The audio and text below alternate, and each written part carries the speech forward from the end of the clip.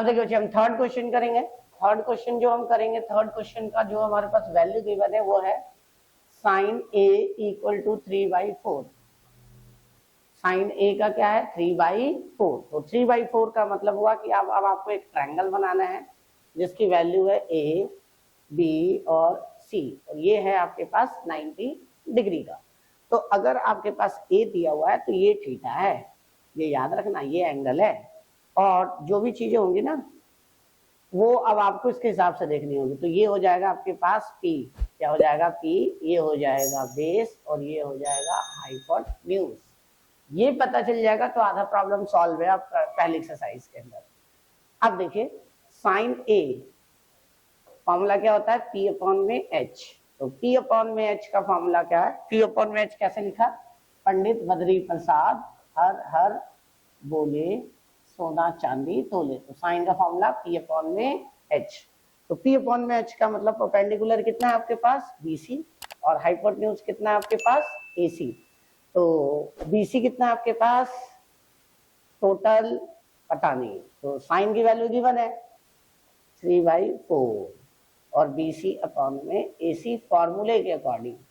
तो जो पहला वाला पहले से कंपेयर कर दो तो बीसी इक्वल टू कितना आ जाएगा 3 सेंटीमीटर, मीटर जो भी है, ना दिया हो तो आप यूनिट लिखोगे, क्या लिखोगे यूनिट, ये याद रखना।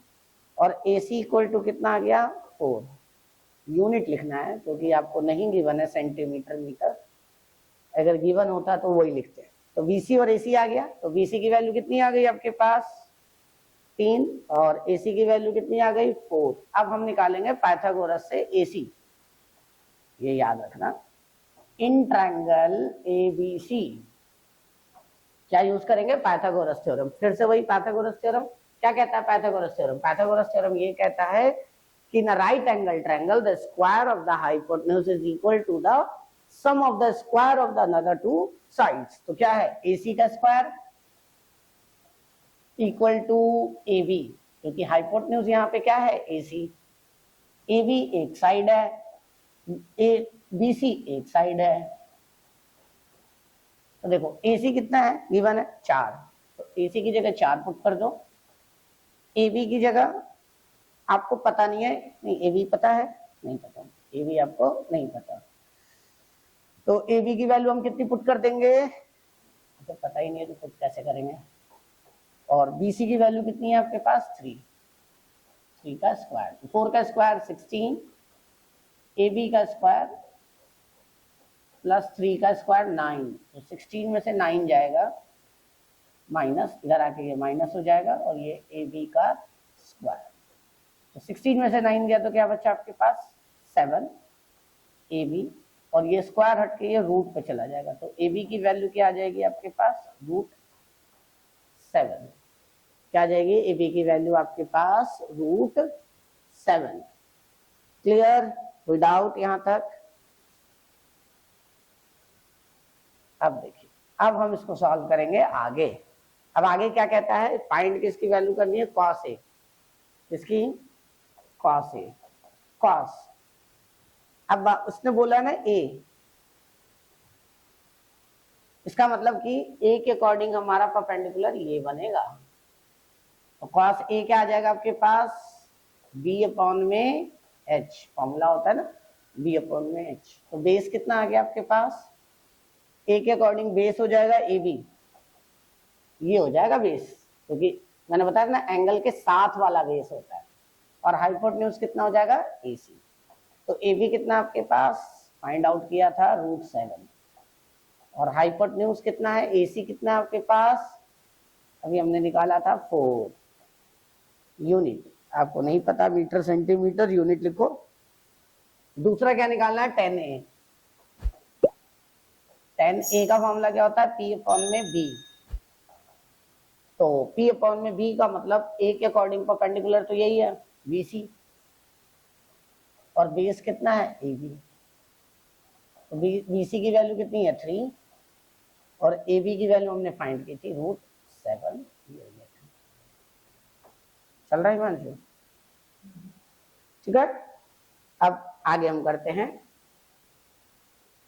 अगला जो है क्वेश्चन है फोर्थ। फोर्थ देखिए, अभी हम इसमें ना जो बोर्ड में आए हुए हैं क्वेश्चन उसके लिए भी अलग से करेंगे, जैसे एक्सरसाइज खत्म होगी हम वो वाला करेंगे क्वेश्चन। 15 cot a, क्या है बच्चे, 15 cot a equal to 8। Question है 15 cot a इक्वल टू 8। हमें फाइंड किसकी वैल्यू करनी है, साइन ए, ये फाइंड करना है। दूसरा क्या फाइंड करना है आपको, सेक ए। तो दो चीजें आपको फाइंड करनी है, तो ध्यान देना।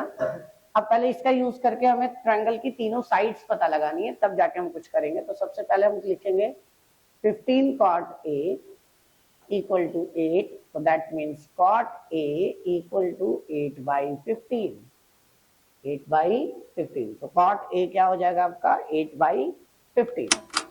अब cot की जो वैल्यू है ट्रायंगल के हिसाब से, ध्यान देना, एक ट्रायंगल है मान लो ए बी सी, क्लियर, क्या है, ए बी सी। तो ए बी सी के अकॉर्डिंग जो ये एंगल है उसके हिसाब से कॉट का फॉर्मूला क्या बनता है, वही पंडित बद्री प्रसाद हर हर बोले सोना चांदी तोले। तो 10 का उल्टा होता है कॉट, तो फॉर्मूला होता है बेस अपॉन में परपेंडिकुलर। क्या बनेगा, बेस अपॉन में परपेंडिकुलर। तो कॉट कितना है बच्चे, कॉट ये रहा, तो इसके हिसाब से बेस क्या होगा, इसके साथ वाला, क्योंकि एंगल ए है तो एंगल के साथ वाला बेस ए बी, और परपेंडिकुलर इसके सामने वाला बी सी। तो कॉट ए की वैल्यू कितनी निकाली हमने, 8/15। तो लिखेंगे 8/15 equal to A B upon में बी सी। तो ए बी किसके बराबर हो जाएगा, 8 के, और बी सी किसके इक्वल हो जाएगा, 15 के। सेंटीमीटर मीटर ना दिया हो तो यूनिट आप लिख सकते हो। ये पूरा का पूरा यहाँ पर कंप्लीट हो गया, दो चीजें आपको पता चल गई। वही सेम चीज की तीसरी भी आपको पता लगानी है, तो पाइथागोरस थ्योरम। AC स्क्वायर, आपको तीनों साइड पता होनी चाहिए ट्रायंगल के। अगर आपको तीनों साइड ट्रायंगल के नहीं पता होंगे तो आप क्वेश्चन को कर नहीं पाओगे, क्योंकि एनसीईआरटी अब मतलब अब सीबीएसई वाले इतने इजी क्वेश्चन देते नहीं है कि आपको सारी वैल्यू गिवन दे देंगे और आप सॉल्व कर लोगे। तो ए बी का क्या आ जाएगा बच्चे, AC कितना हमारे पास नहीं पता, फाइंड आउट करना है। ए बी कितना है आपके पास, ए बी 8 है, तो 8 का स्क्वायर प्लस 15 का स्क्वायर। तो 8 का स्क्वायर 8 8 था 64, 15 को 15 से मल्टीप्लाई करोगे 225, दोनों को ऐड करोगे 289, तो ये आ जाएगा AC का स्क्वायर। तो AC हो जाएगा बच्चे रूट में 289, दैट मीन्स रूट में 17 इंटू 17, दैट मीन्स रूट से बाहर आ गया 17। गिवन नहीं है सेंटीमीटर, तो AC आप लिख सकते हो 17। कुछ स्क्वायर रूट्स याद करो ताकि क्वेश्चन करने में स्पीड आए, क्योंकि पेपर में क्वेश्चन छूटता है बच्चों का इन जनरली, इसलिए क्योंकि मैथमेटिक्स में छोटी छोटी कैलकुलेशन भी हो, गुणा भाग भी कर रहे हैं, तो कुछ चीजें याद रखो ताकि आपको आसानी हो क्वेश्चन को करने में। फिर से बता दूं आपको, ABC एक ट्रायंगल है जिसमें आपको AB और BC गिवन था, वो हमने निकाल लिया था, छिपा हुआ था, मतलब डायरेक्टली गिवन नहीं था। फिर मैंने पाइथागोरस थ्योरम लगाया, AC का स्क्वायर इक्वल टू AB का स्क्वायर प्लस BC का स्क्वायर। तो AB आपको गिवन था 8, BC आपको गिवन था 15, तो 8 का स्क्वायर 64, 15 का स्क्वायर 225। देन आप उसको सॉर्ट आउट कर सकते हो, सॉल्व कर सकते हो। ये खत्म हो गया आपका, क्लियर यहाँ तक। चलिए अब इसको हम आगे करते हैं, क्योंकि इसमें और भी है क्वेश्चन करने को। इसने बोला क्या है कि फाइंड साइन ए और सेक ए। साइन ए, साइन वही P अपॉन में H। तो देखो इसके हिसाब से P कितना होगा आपके पास, BC, और H कितना होगा, AC। तो BC कितना है आपके पास 15, और H आपने निकाल लिया AC 17। दूसरा क्या फाइंड करना है, सेक ए ही है कि कुछ और है, ए है, सेक ए। तो सेक ए जो है आपके पास क्या होगा क्वेश्चन, सेक ए की वैल्यू होगी आपके पास कॉस का उल्टा, कॉस का उल्टा मतलब H अपॉन में B, है ना, कॉस ये है ना, B अपॉन में H, तो इसका रेसिप्रोकल होगा H अपॉन में B। और सेक की वैल्यू होगी H, H की जगह क्या लिखेंगे AC, और बेस की जगह लिखेंगे हम AB। That means hypotenuse is AC. AC means 17 and AB means 8. Clear? तो ये आ गया आपके पास सेक। तो sine cos tan cos sec जो भी आपको बोले वो आप इस फॉर्मूले से आसानी से फाइंड आउट कर सकते हो। यहाँ तक कोई डाउट है किसी को? नहीं? चलिए अगला क्वेश्चन आप खुद करोगे। 5th क्वेश्चन आप खुद कर सकते हो। चलो करा देता हूँ, आसान है, मुश्किल नहीं है। फिफ्थ देखो, सेक थीटा। देखो यहाँ पे थीटा दे दिया। अब जहां थीटा दे दिया हो ना, आप फ्री हो कि आप कहीं भी एंगल बना सकते हो, ए पर भी और सी पर भी। बी पे तो बनता नहीं है इन जनरली। ये ट्रायंगल बना लो एबीसी, और इस एबीसी ट्रायंगल के अंदर आपने क्या किया, कहीं भी थीटा मान लो। इन जनरली ऊपर ही थीटा मानो ताकि आपको प्रैक्टिस करने में आसानी हो।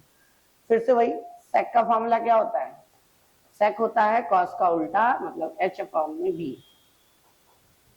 है ना। और h जो है वो कितना है इसके हिसाब से? AC, और बेस कितना है आपके इसके हिसाब से? AB।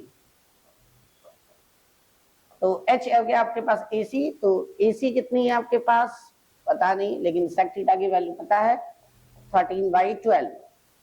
तो ये आ गया AC अपॉन में AB।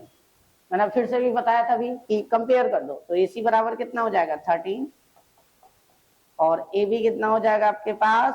12। सेंटीमीटर तो कुछ दिया नहीं है तो यूनिट लिख सकते हो। तो आपके पास AC आ गया 13 और AB आ गया 12।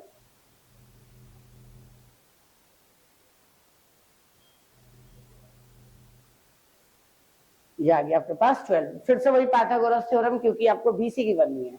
ये याद रखना कि आपको एक साइड जरूर वो मिस करेगा, ताकि आपसे वो पूछना चाहेगा, आपको देखना चाहेगा कि आपको आता है कि नहीं पाइथागोरस। तो देखो AC का स्क्वायर इक्वल टू AB का स्क्वायर प्लस